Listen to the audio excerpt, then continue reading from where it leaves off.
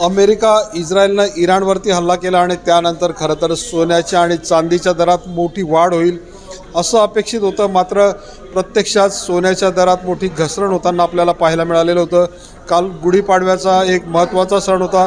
गुढीपाडव्याच्या मुहूर्तावरती संपूर्ण देशभरात मोठ्या प्रमाणावरती खरेदी होत असल्यामुळे सोन्याच्या दराचा उच्चांक वाढेल अशी परिस्थिती होती. मात्र प्रत्यक्षात सोन्यामध्ये जवळजवळ 10,000 रुपयांची तर चांदीमध्ये 20,000 रुपयांची घसरण झाल्याचं पाहायला मिळालेलं होतं. गुढीपाडव्याचा सण गेला आणि त्यानंतर आज खरं तर दुसऱ्या दिवशी अजून घसरण होईल असा अंदाज व्यक्त केला जात होता.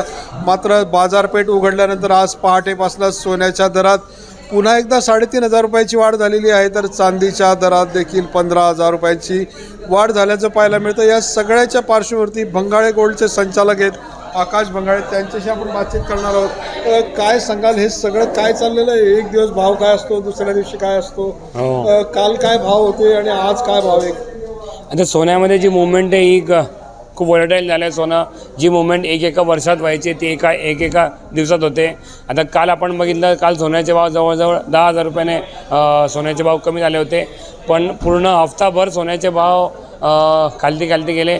युद्ध सुरू झालं तेव्हा 1.65च्या आसपास भाव होते, हळूहळू 1.55पर्यंत गेले. आणि काल डॉलर इंडेक्स वाढल्यामुळे, महागाई वाढल्यामुळे सोन्याचे भाव थेट 1,45,000पर्यंत जाऊन आले.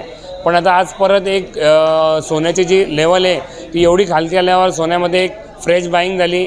कुठेतरी हे टेम्पररी बाउन्स बॅक आपण म्हणू शकता.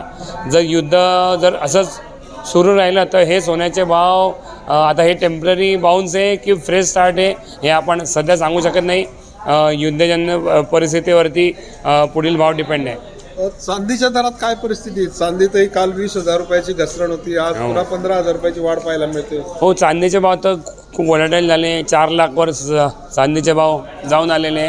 पण कुठेतरी 2.5 लाखवरती चांदीचे भाव सध्या स्टेबल होते. पण काल अचानक 2.28पर्यंत चांदीचे भाव काल गेले होते. पण आता परत बाउन्स बॅक, आज परत सोन्यासोबत चांदीमध्ये एक बाउन्स बॅक आलेला आहे. काय कारण आहे त्या सगळ्या पाठीमागे? आपण फक्त म्हणतो युद्धजन्य परिस्थितीमुळे होतं आहे. कुठेतरी असं एक सांगितलं तर रुपयाची घसरण झाली, डॉलर वधारला, डॉलर इंडेक्स वाढला, कुठे ऑइल प्राइसेस वाढल्या, ऑइल प्राइसेस कमी झाल्या. नक्कीच सगळा काय प्रकार आहे? आता जे ऑइल क्रायसिस झाल्यामुळे जे ग्लोबल ट्रान्सपोर्टेशन आहे हे खूप डिस्टर्ब झालेलं आहे. जे गुड्स आहे, गुड्स एका कंट्रीतून दुसऱ्या कंट्रीमध्ये जात नाही आहे. त्यामुळे हळूहळू महागाई वाढते आणि महागाई वाढल्यामुळे सोन्यामध्ये जे मॉनिटरी पॉलिसीज आहे बँक्सची, जे 2026मध्ये इंटरेस्ट रेट कट होणार होते ते कट नाही होणार आहे असे सिग्नल आलेले. Federal bank of USA, bank of England, bank of Japan सर्वांनी असं ठरवलं की 2026मध्ये इंटरेस्ट रेट जे कमी होणार होते ते आता कमी नाही होणार आहे. आणि ऑफकोर्स इंटरेस्ट रेट वाढले तर हे सोन्यासाठी ते निगेटिव्ह असतं. आणि हळूहळू जे इन्व्हेस्टमेंट जी सोन्यामध्ये यायची ही डॉलरमध्ये जाते. ग्लोबल इन्व्हेस्टमेंट जी आहे ही डॉलरमध्ये जाते आणि डॉलर इंडेक्स जो आहे तो सातत्याने वाढतो आहे. आणि डॉलर इंडेक्स वाढल्यावरती सोनं वीक होतं, म्हणून सोन्याचे भाव सातत्याने कमी होत आहे.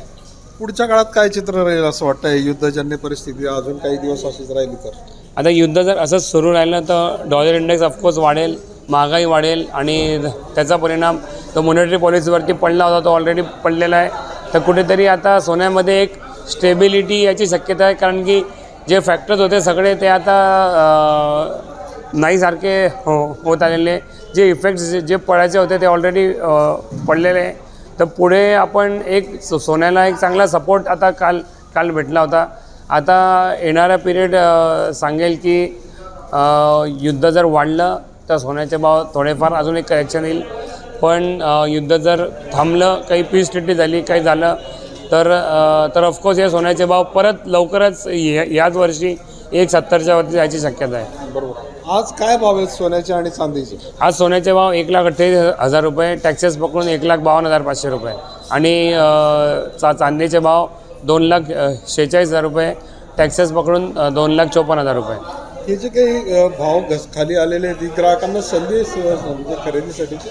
ऑफकोर्स सोन्याचे भाव एका महिन्यापूर्वी आपण 2 महिन्यापूर्वी आपण बघितलं तर सोन्याचे भाव जवळजवळ 1.80 होते. त्याच्या 1 महिन्यापूर्वी बघितलं तर 1.50 होते. कुठेतरी 1.80हून सोन्याचा भाव आज परत 1.50वरती आलेला आहे.